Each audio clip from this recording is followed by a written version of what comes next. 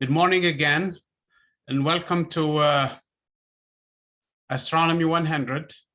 Today is actually September 21st, and it's actually the last day of summer, and tomorrow is actually the beginning of fall. We are in the equinox, the fall equinox, okay? Anytime now, we're going to make the turn, okay? The sun now and the equator, if you take the equator from the Earth and extend it, that's where the sun is. So that's really where we are. The days and nights are equal today, depending, of course, on our location. But the point being in here is this is where they are going to be equal.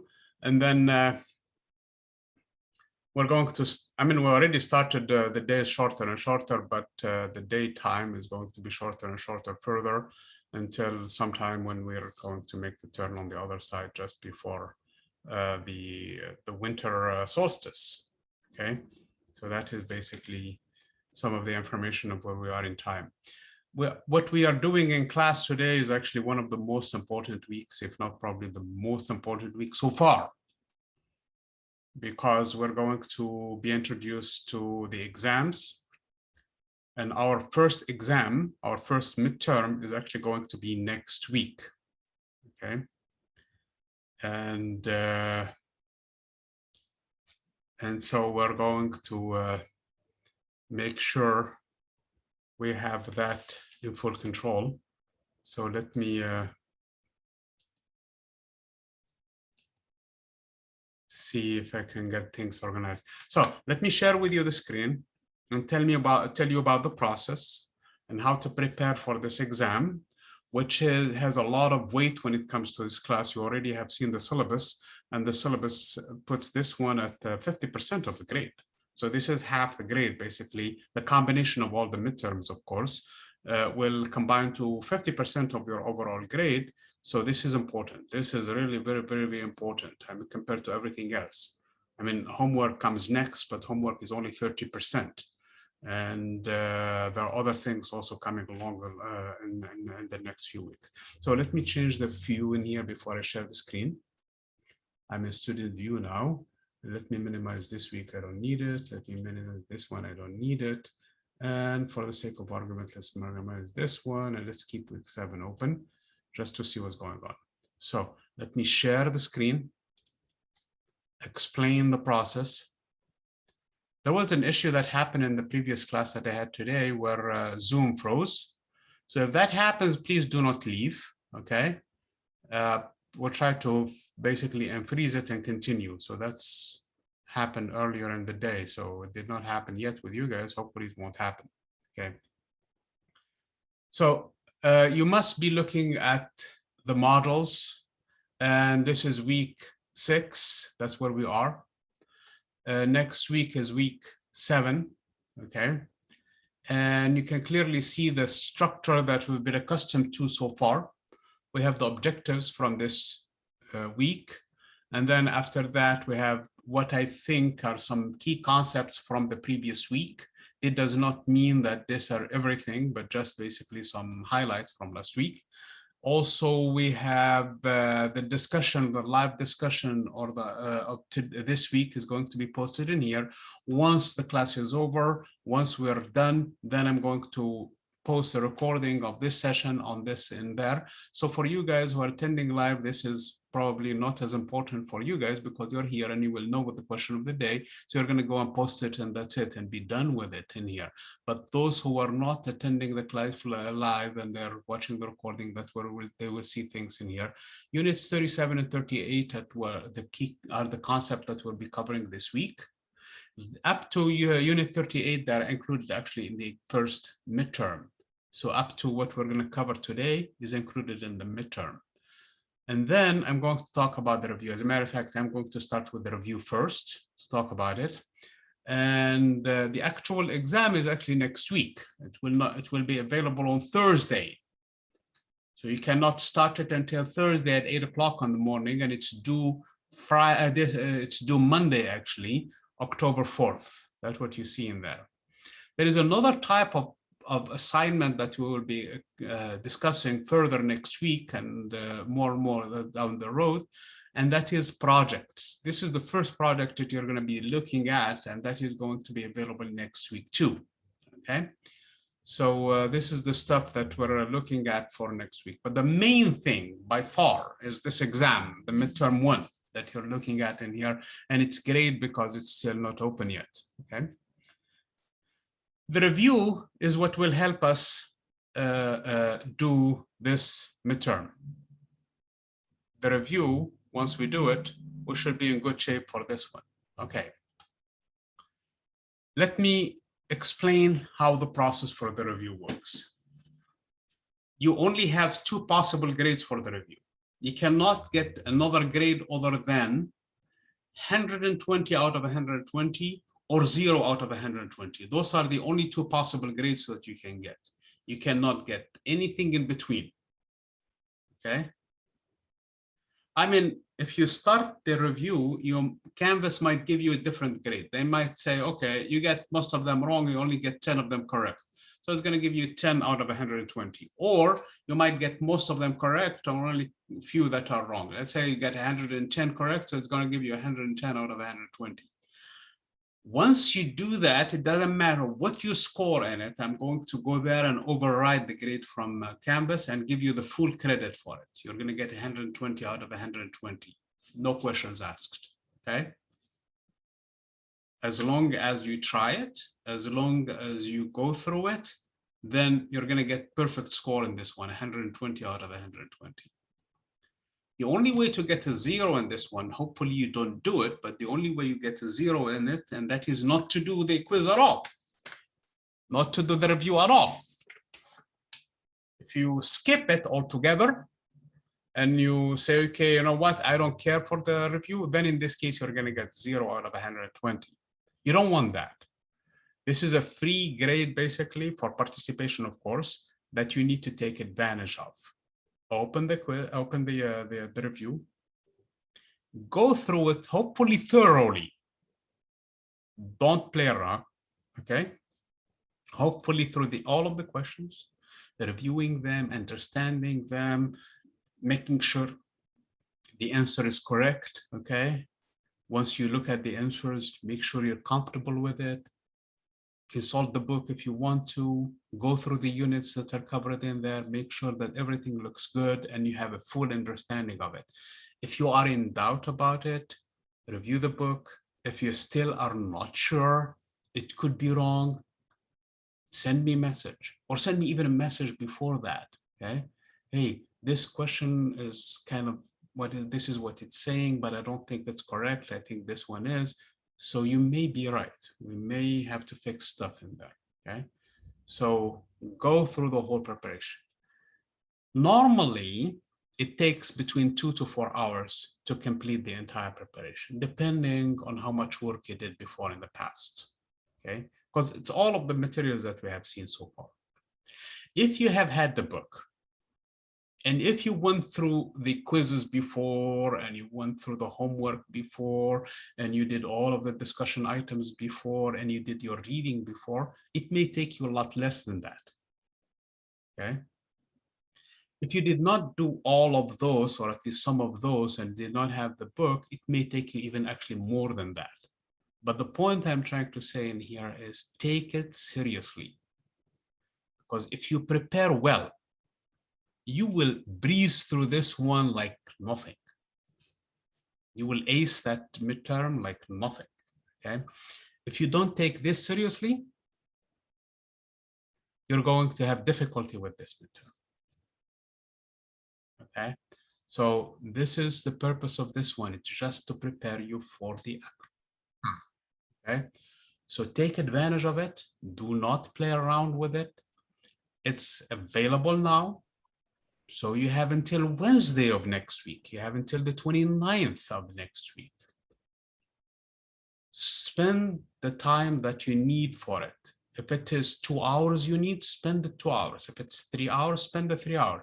If it is 4 hours, spend the 4 hours. If you realize you need more time, please do so, but take it seriously. Again, you're going to get full credit for it. you're going to get 120 out of 120. Okay. If you spend 5 minutes on it, hopefully not. Or if you spend 5 hours on it, you're going to get the full credit for it. The only way to get a 0 in this assignment is not to do it at all. That will make sure, I mean, you will ensure yourself a 0. Hopefully that's not what your aim is. Your aim is to actually do the review, to get the full credit for it, and do it in such a way to maximize from their preparation for the exam, okay? As I was saying, on Wednesday night, this ends and closes permanently, and you cannot see it anymore, okay? On Thursday morning, 8 o'clock in the morning, this will be available. Midterm 1 will be available for you.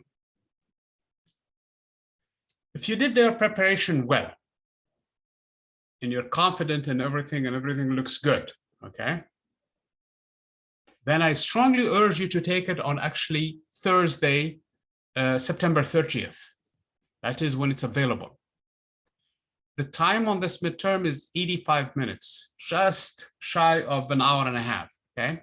So you really need to dedicate at least an hour and a half, if not 2 hours, to sit down, grab whatever you want to drink, and start the quiz. Not the quiz, start the exam, okay? It will take an hour and a half. Built in this hour and a half, actually 85 minutes, built into this 85 minutes, a 15-minute review time. So inside of that, you should be able to be done in about 70 minutes, okay? All the questions answered and done and everything else. In about 70 minutes, the 15 minutes is just for you to go through all of your questions, make sure you're sure about them. Once you submit it, that's it, it's closed. If you don't submit it in 85 minutes, Canvas will submit it on your behalf. So make sure you're ready and do it on Thursday. Do not leave it to Friday. Unless there is an outstanding emergency, work-related, family-related emergencies. I'm not talking about anything else. I don't know, there is a problem with the computer, there is an issue with the lighting or something like that, or the internet, then do it on Friday, okay? In the extreme case where you did not really prepare well and you think that Thursday is actually an extra day for you to prepare, then do it on Friday. Friday is actually the day when you take care of it. Friday, October 1st. If for some reason you're tied up Thursday and Friday, and you really have to you cannot do it on those days because of work-related or other emergencies, then by far, Saturday is your day. Saturday, October 2nd is your day. Do not wait for my last messages, sending you messages, because you'll be bugged by me. I mean, believe me, you will be receiving messages. Hey, you did not take your exam, take it. Hey, you did not take your exam. Once you take it, you're going to be dropped from those messages. You're not going to be receiving any more messages from me. You're done, okay? So if you don't want to be bothered by me, take care of it as soon as possible. If in case Saturday is not convenient and Friday is not convenient and Thursday is not convenient, now is the time. Sunday, October, what is it? 3rd is the time. You have to do it on that day. Do not leave it until Monday, October 4th. Because by then, by Monday, all kinds of problems will happen. Your boss will call you and tell you that if you don't show up for work, you're going to be fired. Family emergencies will happen. Power outage will happen. Internet problems will happen. A computer freezes on you, and you have all kinds of problems, and you cannot deal with it at that point. So Monday is available for you. But please do not plan on doing it on Monday, because that's really the wrong plan. You should really be planning to do it on on September 30th, on Thursday when it's opened. How do you plan for it, you said? Easy. Take care of the review this week. If not, the weekend. You have plenty of time to do the review. That means you're planned, you're ready. Your boss told you that you're working on September 30th, Thursday. Tell them, can I not show up in the morning or in the afternoon? I have an exam. I need to really take care of it, since I just prepared it and I'm ready for it and I need to take care of it. So that's how the plan should work. Thursday, September 30th. Worst case worse, if in case everything else is disastrous for you throughout the weekend, then you still have Monday, but you're playing with fire. Okay? So item 1 of the discussion today. item 1 of the discussion today is do the review before September 29th for full credit. You do the review, it doesn't matter what you score in it, you're going to get full credit for it, 120 out of 120. If you don't do the review, you're not going to get any credit whatsoever for it. Of course, you didn't do it. Okay. Does this make sense to you guys? Yes. Okay, so let me type it just to make sure that people know what the item of the discussion is today. So do the review full credit. It has to be done by September 30th, September 29th, I'm sorry. Do the review by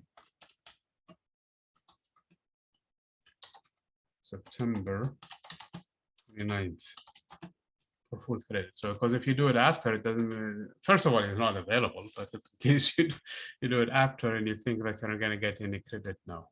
So here is the item 1 of the discussion, okay? I know I emphasized on it, I talked about it, but I'm just talking about it in purpose so that you guys can understand the importance of this review.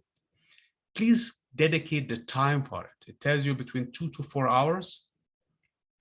So make sure you do that. And you can do it intermittently. You don't really have to spend the 2 hours continuously or the 4 hours in one sitting. You can start it for, let's say, for example, an hour, mark the place where you stopped, come back later on and finish the preparation for another hour or 2, and then so on and so forth. So you don't really have to dedicate all of the time for it. So that is the review. The review, which is due next Wednesday, not tomorrow, a week from tomorrow, okay? So you have enough time to go through it and prepare it and take care of it, okay? No matter what you score in it, I will override it. I will give you full credit for it, okay? But you have to spend the allotted time for it, okay? You have to do the review for it. So you're asking the units covered up to this unit, today's unit, okay? This is basically what's going on in terms of midterm, which is of utmost importance. At this point, I would say this overrides everything else. This precedes everything else that we're doing at this point because of the sheer weight of this exams, the midterms in your overall grade. So this is what your focus needs to be for the preparation of this midterm. That's why I don't really give any more assignments this week other than the fact that you have to prepare for your exam. Okay, that's it. Okay, so that's the focus for this week. Now, before I start the units, let me open the objectives, of course, quickly. So this is this week's objective, and this talk, all of this, what I've been talking about, is about this issue. Okay, to do the review. Okay, and I explain in here how you get the full mark and how you don't get anything at all. Okay, so that's for this week. Before I talk about these units, I sent a message yesterday at 7 o'clock in the morning. Hopefully you guys have had a chance to look at it. And it talks about several issues, mainly the homework, okay? And some of you had difficulty uploading files to Canvas and sent me links to Google Docs. I couldn't access those Google Docs. So you really have to convert those Google Docs to a PDF, which is easy in Google Docs. All you have to do is just save the file to a PDF and upload that one to Canvas. If you have difficulty with it, please reach out to me, because the homework after the exams is actually weighs a lot. So 30% of the grade. So doing those assignments is important, okay? So we have to make sure that we have those also done. So if you have any questions about that, please let me know and we'll talk about it separately. I'm going to be actually on campus and I'm going to send a message to everybody about that on the day when the exam is available, on Thursday, September 30th, okay? I will be there early, actually, from 8 o'clock in the morning till at least 1 or 2 o'clock in the afternoon. But you cannot just walk in. You have to send me a message ahead of time saying that you're coming so that they can put you on the proper spot, because we cannot have everybody in the same room because the office is kind of small, actually, okay? So I'll be on campus and hopefully we can meet there and talk about these things. Or if there are too many of us who want to come, then we probably have to look for a room and ask for a room to be available for us so that we can sit in it. So we'll see, okay? We'll see how that goes. So any questions about the process? Any questions about the review or the exam? At this point, it's only the review. And you said we can work with a partner on the review? You can work with the book, with a partner, with anything. The only thing you can do is the exam, okay? The exam, you have to be on yourself, okay? Sounds good. Okay, so you can do the book, you can send me a message, actually do send me a message when it comes to the review, that this question is probably not correctly answered and maybe this is how it ought to be and things like that.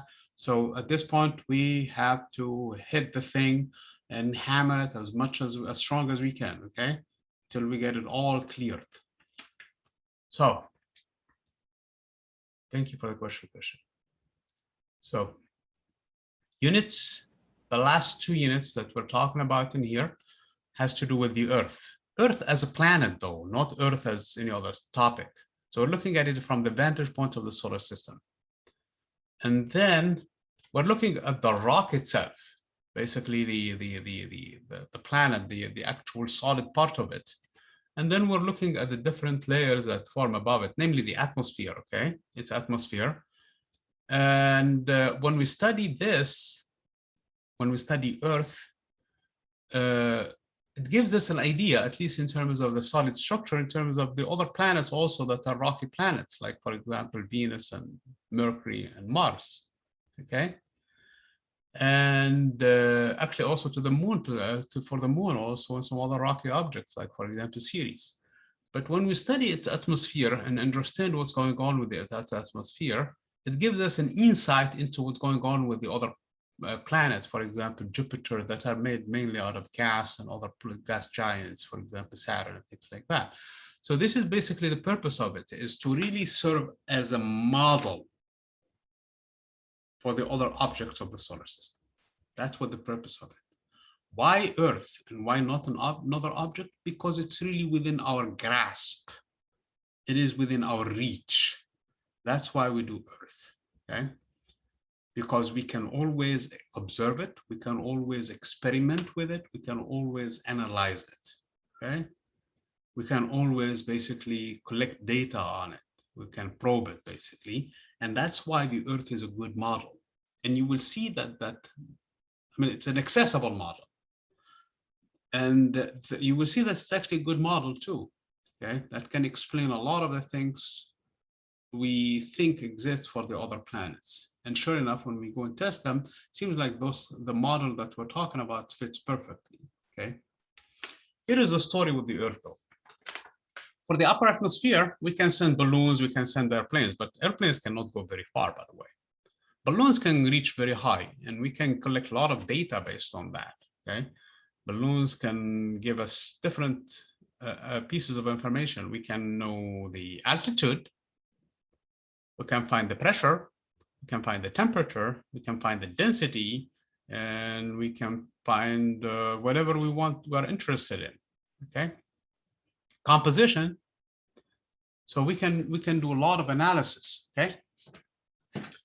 But the Earth itself, I mean, the ground itself is an issue. We can dig probably a few kilometers, probe there, and as far as we're concerned, we are not even covering the crust, which is the thin layer that exists above.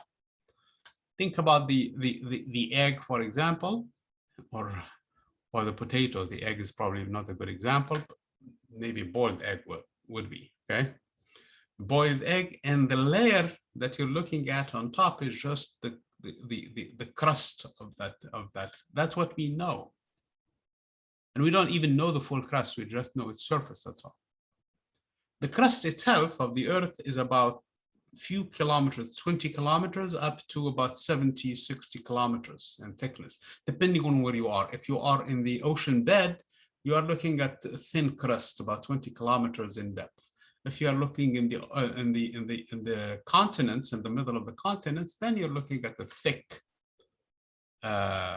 crust, which is about 60 kilometers. This is hardly anything compared to the 6,000 kilometers, 6,400 kilometers of radius, or depth, if you wish, all the way to the core. So after the crust comes the mantle. The mantle is super thick. And it starts from below the below region, which is super hot and molten, all the way to the place that is a lot less hot and a lot less molten. And then below that, there is actually a core, the core of the Earth. The core of the Earth is made up of two different regions. There is the outer core and the inner core. The inner core is actually a solid structure, mainly made out of iron and nickel. And that is actually solid because of the tremendous pressure from the upper layers of the Earth.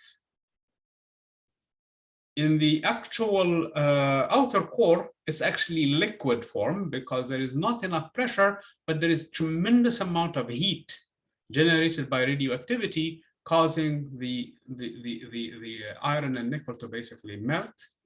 And because those two are metals, and metals have free electrons floating all over, and because of the fact that the Earth is spinning, that drags with it the metals, and also the chargers now are in motion. So we have currents, really, electrical currents, electricity inside the molten core of the Earth. Okay, so this is the structure we know of the Earth. Did anybody go there and look at it?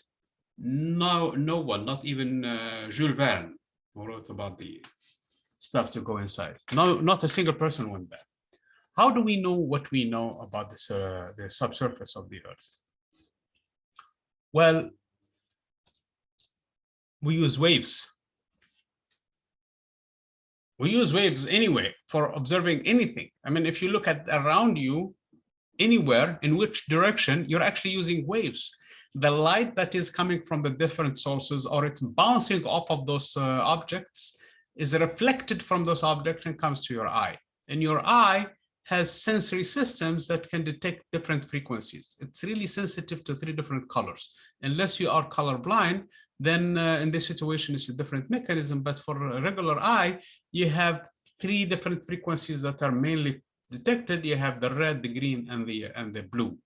The combination of this, because they come with a different sensitivity, with a different frequencies that can trigger different colors or different kind of cones inside the retina, then in this case, the intensities are arranged in such a way we can see the colors in between. But that's really how we see. We see using waves, and the waves of light, to be more specific. The way we hear also, we use waves too, because sound is actually a wave. And it travels all the way throughout. In this case, for me, it travels, the source is my mouth, and then it goes all around until it's captured by the microphone. The microphone, this wave now that is captured by the microphone, is actually converted to an electrical signal that travels through the internet and gets into where you are. Your computer, your speaker, converts it back into a wave again, and the wave travels in the medium where you're sitting, and again, it's going to be captured by your ear and vice versa. So if you're sending the wave, that's how I'm going to capture it too. So this is actually a wave also. There are 2 types of waves though. Okay, I have a slinky in here. There are 2 types of waves in here. Okay. There is a wave that I can do like this. So on one hand, I am moving it up and down, and the wave is traveling along the slinky. There is another way for me to do the wave, and that is to compress the slinky and let go. And the wave will travel along the length of the slinky. The first one, this one, it's called the transverse wave. What I mean by transverse is the disturbance is going up and down, and that disturbance that is going up and down is traveling along the slinky. So the disturbance and the direction of travel are perpendicular to one another. We call this type of wave transverse waves. So a transverse wave, the disturbance is up and down, and it travels perpendicular to the disturbance. In other words, here is what I mean by disturbance. This is a slinky, it's not disturbed. Now it's disturbed, okay? It's traveling along the length of the slinky. Same thing, this is a string. Now it's not disturbed. So if I let go of the compression, now the compression will travel, which is the disturbance I created. So I have a compression followed by a region of the string that is not compressed. So this is rarefied and this is compressed. So if I let go of it, travels along the length of the slinky. So again, that is what I mean by it. So you have compression, and the compression and the rarefication start to move along until they get to the other side. Light happened to be a transverse wave, the one we see with.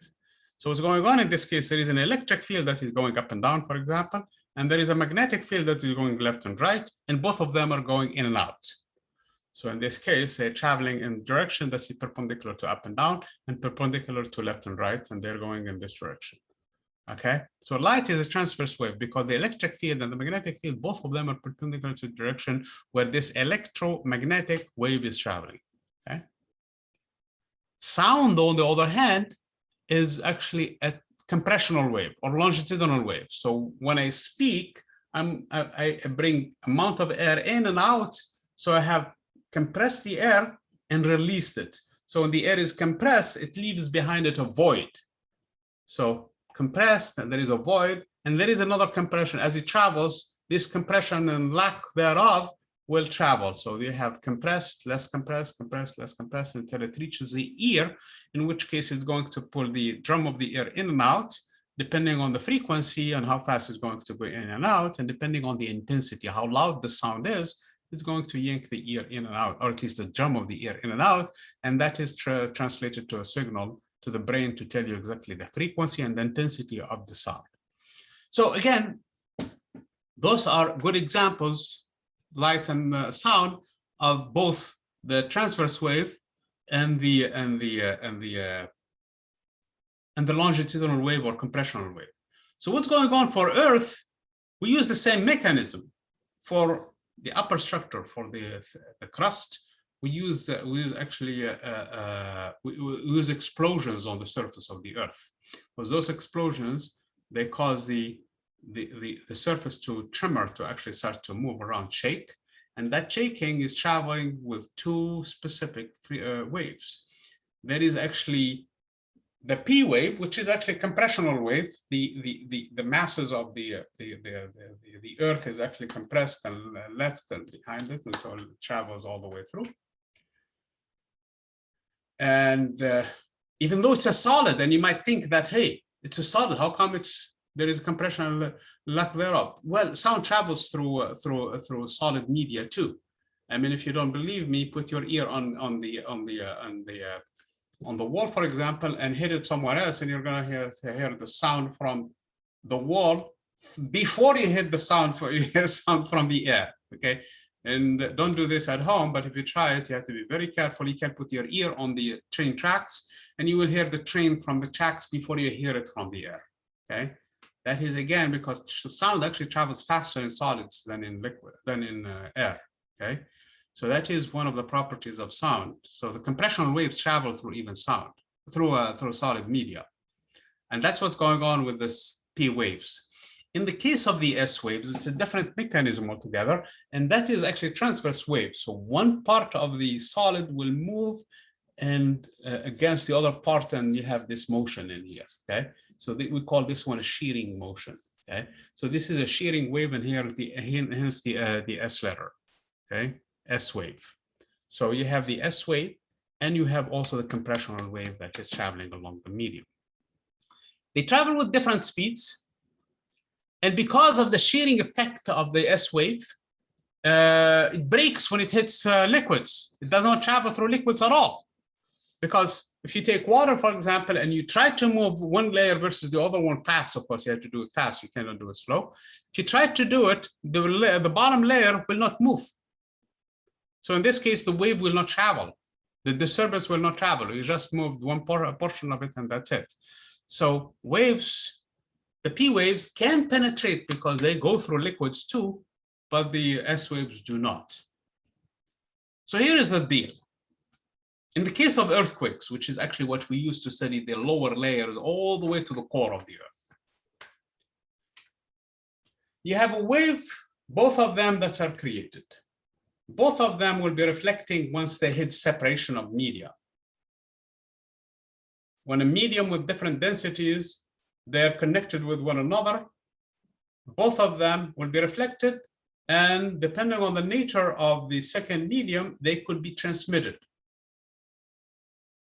So the transmitted wave, first of all, the first reflection that we're going to receive tells me about the thickness of the crust, how thick it is. All I have to do is send the signal, see how long before the reflected waves come back. Because I know the speed of the S wave and the P wave, I can divide that, the speed divided by the time. And this, I mean, the speed times the time is going to give me exactly the thickness of that layer. Of course, the transmitted wave part of it will also be reflected from the next layer. And again, I can find the thickness of that layer. So it's simple math really to find the thickness. Except, for example, if I receive a reflected wave from the S wave, and I don't receive a reflected wave from the P wave, for example, or the P wave is reflected at a different rate, then I can tell I had a medium with a specific property of a liquid where the S wave did not travel through it, get dampened. The only thing I get is a reflection off of it. So in this case, I can tell that I have reached the liquid structure. So in other words, I can map all of the different layers. Not only I map them, if the speed changes, and it changes depending on the density of the medium, I can tell what the medium density is too. I just gave you an example, for example, between the iron trail, the rails of the train, and the case of the air. Sound travels with different speeds with different media because of the density. So if I can determine the speed of the wave, and if I know basically the properties of sound have traveled through different densities, then I can determine the density. So it's all interconnected. Once I know the density, I know what makes up that layer. Okay, so if the density is mainly 8 kilograms per cubic centimeter, I know that's iron. Slightly different than iron because the iron is actually 7.9 or 7.8. Okay, so again, I can find the structure of the different layers. All I have to do is just basically doing seismic studies. That's exactly what we know about the Earth. That's how we know things about the Earth. Nobody dug into the Earth to find all of this stuff. I mean, dug in that far in the Earth to find the structure. So that's how we know the different layers of the Earth and the different compositions of the Earth and the different properties of the layers and different motions in it and the temperatures also, because guess what? Also the velocity of the waves also depend on temperatures and the pressures and all of these other parameters. So that's how we study the Earth and we learn so much about it. Okay.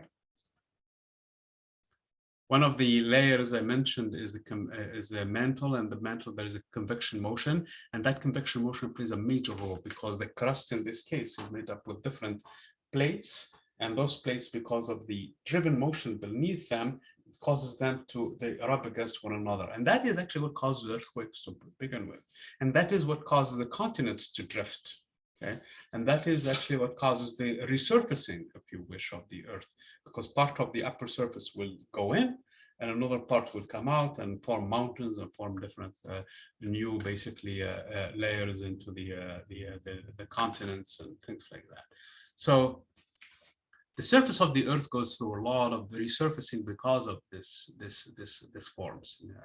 One of the things that it's formed actually because of the fact that I mentioned is the fact that the core has made up of mainly two metals, and the metals have property of charge, free charges available for them to move, and the two metals are nickel and iron.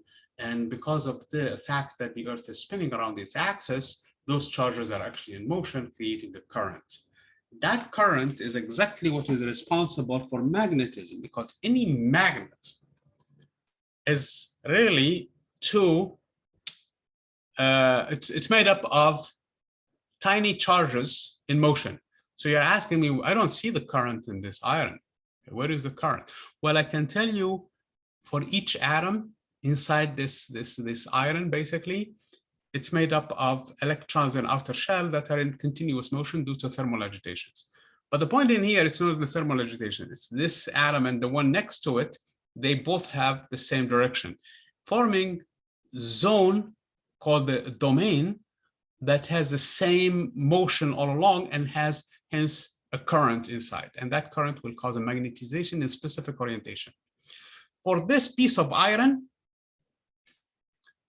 there is an alignment of the nearby domains. So this domain and this domain and this domain, they're all more or less help one another to keep the magnetization in a specific direction. This iron, on the other hand, has the same structure, has the same motion, except in here it's random. And in this case, the domains are oriented every which way, and this one is not a magnet, whereas this one is a magnet. That's the only difference between them. So the Earth, in a sense, is a big iron, big magnet. That's what it is. And the magnetic field of the Earth plays a major role in its life. One of the things that the magnetic field does is it deviates the particles that are charged that come from the solar wind, and those particles are mainly three types, and they're extremely energetic alpha particles. And the alpha particles are just the ionized helium atoms, and then the protons. The protons are nothing but the ionized, actually, hydrogen, and then the electrons, the product of this ionization, because they're moving so fast, they're ejected at high temperatures, so they lose their electrons. So everybody is moving on their own. So in this case, they travel every which way in the solar system, and once they reach the Earth, because of the magnetic field of the Earth, the positive charges, they go in one direction depending on their speed, and they spiral in, and they're driven actually to the North Pole. And the other charges, they're actually going to be spiraling in another direction, and they're driven to the southern atmosphere, the southern pole. So that's because of the Earth is a magnet. So in a sense, what the magnetic field does is it protects the atmosphere of the Earth.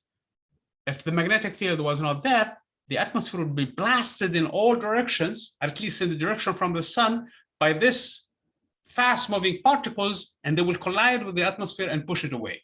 And the Earth would lose its atmosphere.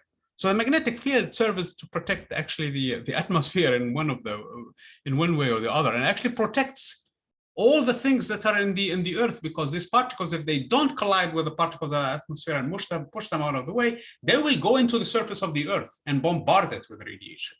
They're extremely energetic, and they could cause a lot of damage. So in a sense, the atmosphere plays a major role to protect, the magnetic field plays a major role to protect the atmosphere of the Earth and actually life on Earth too. So it's an important feature. Now, here is a comparison. You ask me, what happened to Mars? Isn't Mars also spinning like the Earth does? Yes, it is. As a matter of fact, the speed of spinning for Mars is almost that of the Earth, slightly slower though. The day on Mars is slightly more than 24 hours with a few minutes. So as far as speed is concerned, there is no problem.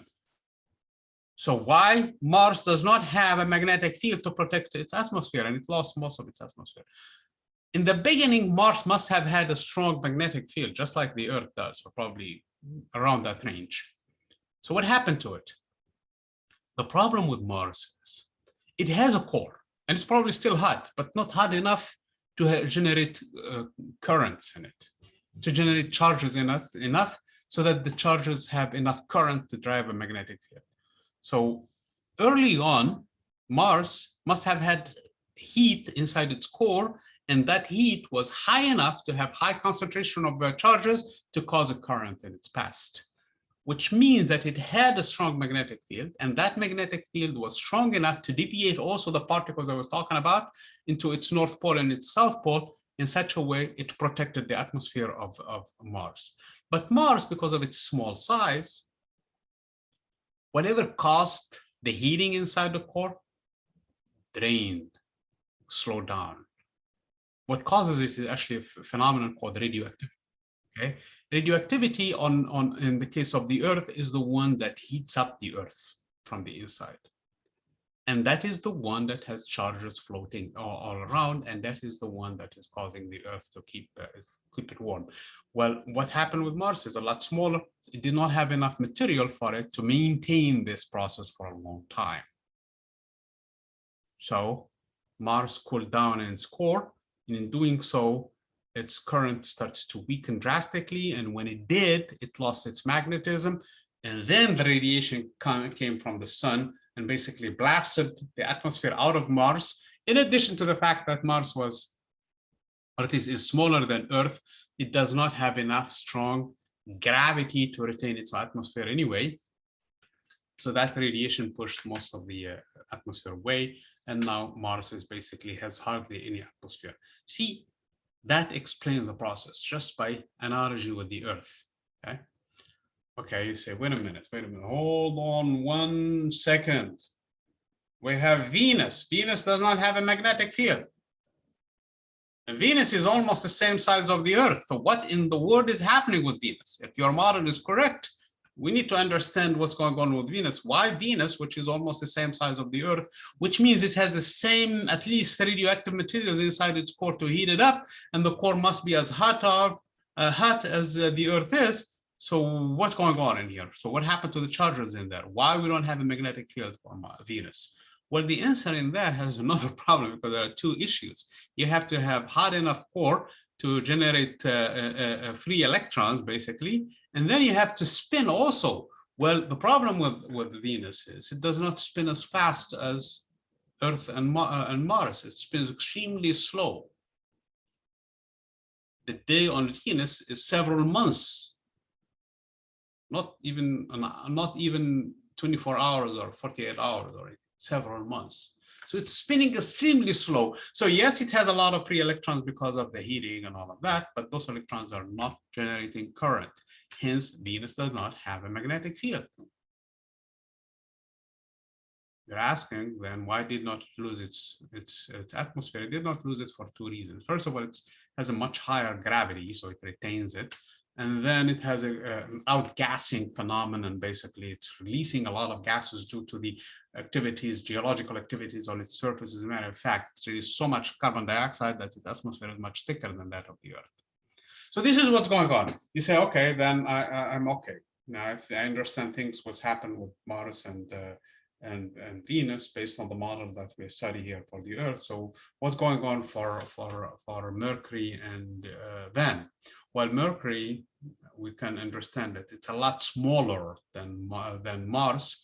So whatever caused Mars to lose its atmosphere caused Mercury to lose its atmosphere a lot earlier because of its sheer size. So it lost, if it had magnetism, it lost it immediately after it formed because it stopped heating anything from its core, or at least not hot enough to have a current in it to spin, besides of the fact that it's spinning extremely slow too.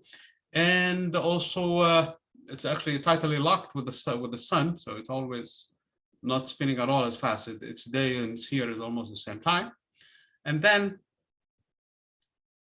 the other problem with it is that, I mean, how can we tell is, well, you can look at its surface. It's full of impact craters.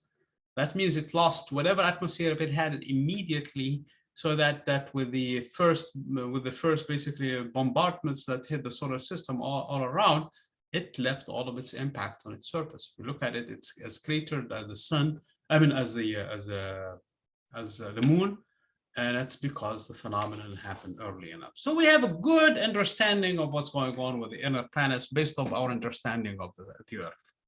So the Earth serves as a beautiful model in terms of as planets for the rest of the solar system.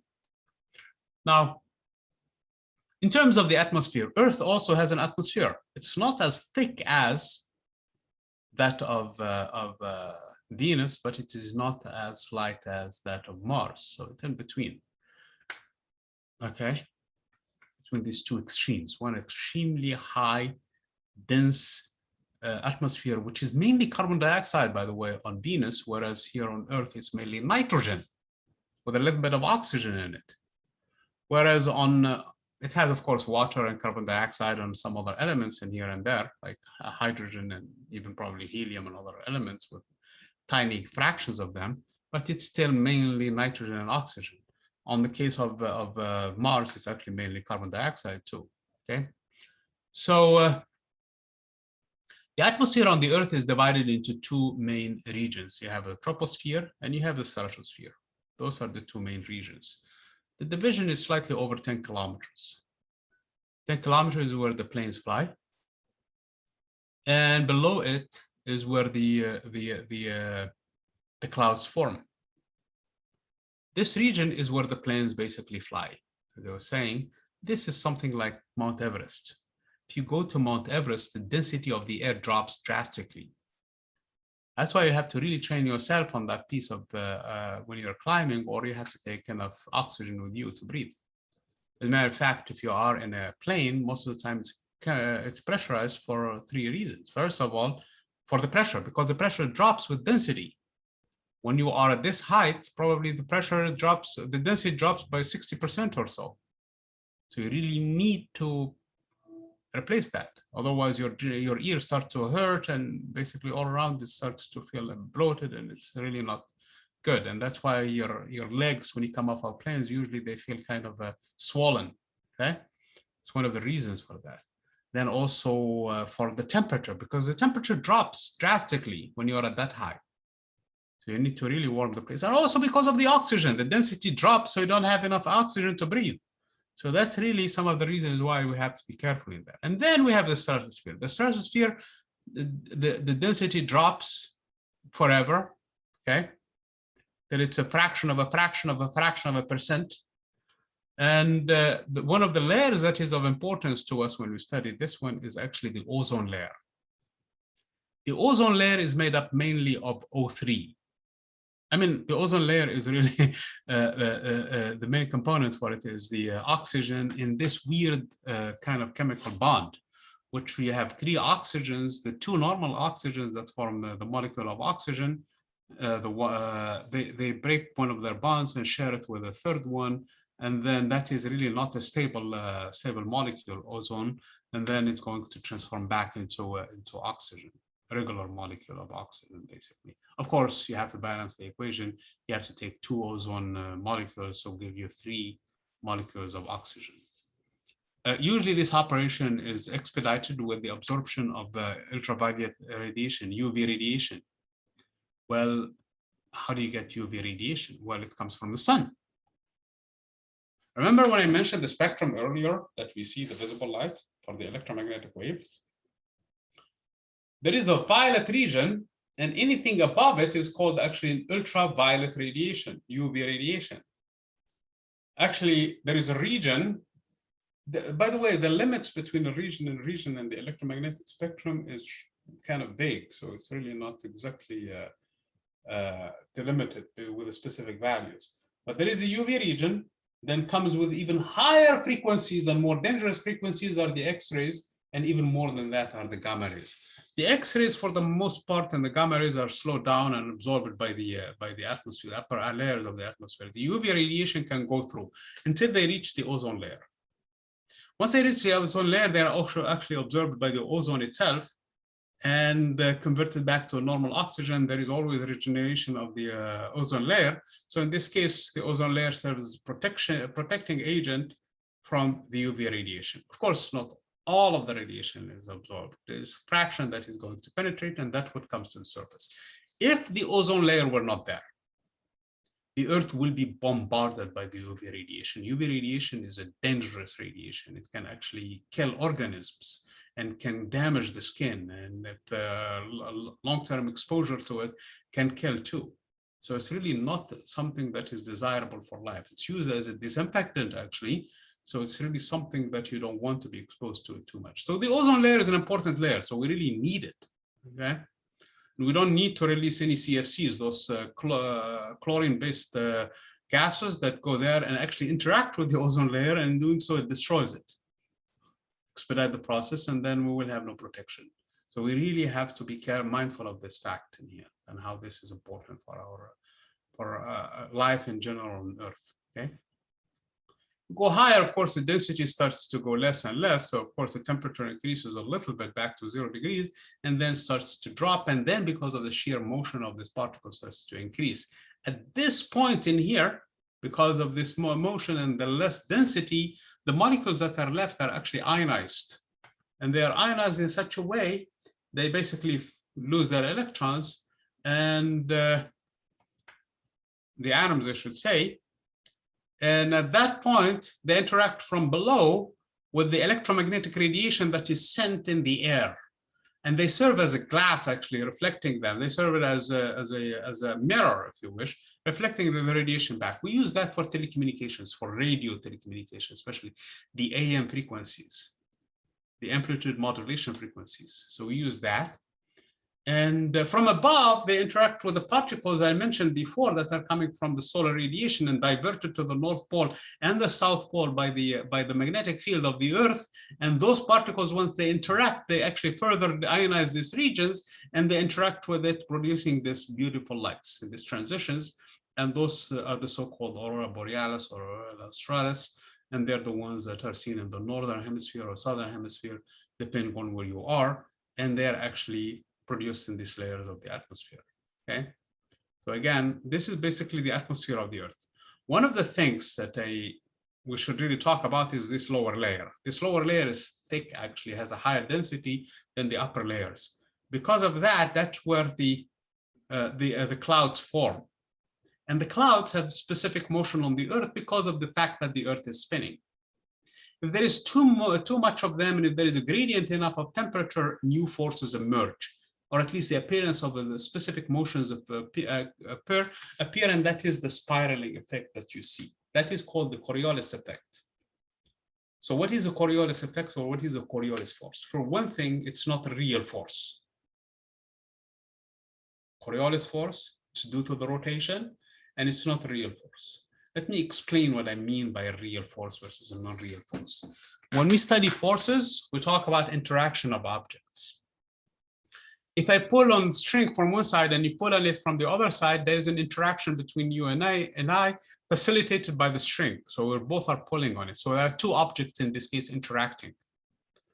Okay, if I push on the wall pushes back and there is an interaction. If I'm sitting on the chair, there is an interaction between me and the chair. I'm pushing on the chair down and the chair is pushing back up. Why am I pushing on the chair? Is because I'm being attracted toward the Earth by the force of gravity, and I'm actually attracting the Earth towards me by the force of gravity. So this is actually real forces, require two objects and some sort of an interaction. Okay. If I'm sitting in a car and all of a sudden the car accelerates, I feel pushed back. This is not a real force. I mean, I may not even be sitting on the chair. I may just be sitting straight like this, not attached to anything. I mean, just sitting. And if the car accelerates, I feel like somebody has pushed me backward. That is not a real force. This is an inertia. This is my reaction because I have a mass. Same thing. If the car is moving at constant speed, and then all of a sudden the driver hits the brakes, then in this case, I will move forward. It's not like somebody's pushing me or anything like that. There is no interaction between me and anything else. The only thing is, in this case, is my mass is moving forward. We call this type of forces actually pseudo force. This is actually the mass times acceleration version of the second law of mechanics. Same thing. If I'm sitting in the car and the car goes on a curve one way or the other, so if the car is turning this way, I feel my body actually moving in the opposite direction. So this is called the centrifugal force. Okay. So depending on the curvature, if the car is going left, I'm pushed away from the left, I'm going to the right. If the car is going right, I'm pushed away from the right, I'm going left. Okay. So I'm going opposite to the center of rotation where we're spinning. So we call this one centrifugal force, but it's really not a force also. It's some sort of an inertia too. Okay. And then there is a Coriolis force. A Coriolis force is a similar effect. So if you have, for example, if you go and flush the toilet, the water in the toilet does not go straight in, does not go bang into the sink, into the hole there for the toilet. It actually spins around. And why it's doing that is because of the force of Coriolis in this case, because the Earth is spinning. Okay. And the northern hemisphere has a one spin versus the southern hemisphere that has a different spin. So again, this connection between the force, which is really not a real force, as I was saying, is some sort of force resulting from a motion, just similar to the inertial forces. So it's really a pseudo force too. That's what causes hurricanes on Earth. And hurricanes and typhoons and all of this phenomenon on the weather is because of this kind of phenomenon, at least the spinning part of it, spiraling part of it. Okay. If we take this analysis and project it on the case, for example, of Jupiter, we understand now those different basically hurricanes that are happening on its surface. In one side of the hemisphere of Jupiter is happening in one direction versus the lower hemisphere. The northern hemisphere is the same thing. And same thing is true for all of the outer planets, by the way, except in those cases, the winds are moving so fast and the planets are moving faster, at least for the case of Jupiter, it does 10 hours every day. It's going super fast versus the Earth, which is more than twice as much. So that's what basically we can see. Now we take the model about our atmosphere and again apply it to all the other planets. And now we have an understanding of that. Same thing, there is lightning in there are all kinds because of the friction. So we have all kinds of phenomena related to what we study in that. So this is basically the 2 units for this chapter. Okay. And those are included in the exam, actually. So I'm hoping that you guys can go through those units and understand them, and then make sure you do your review. Do you have any questions for me, especially in terms of the review or the exam? How many questions are the exam going to be? I think there are 50 of them. Each one of them takes about 1 minute and 25 seconds to answer. And are they going to be in a mix between like fill in the blank and multiple choice? There is no filling the blank for this exam. Okay. Okay, thank you. Okay. Any more questions? Of course, the exam is still ahead of time. I mean, we still have next week for it. So we're going to talk a little bit more about it next week. So that's the thing. You guys don't have any questions, I'm going to stop the recording right away.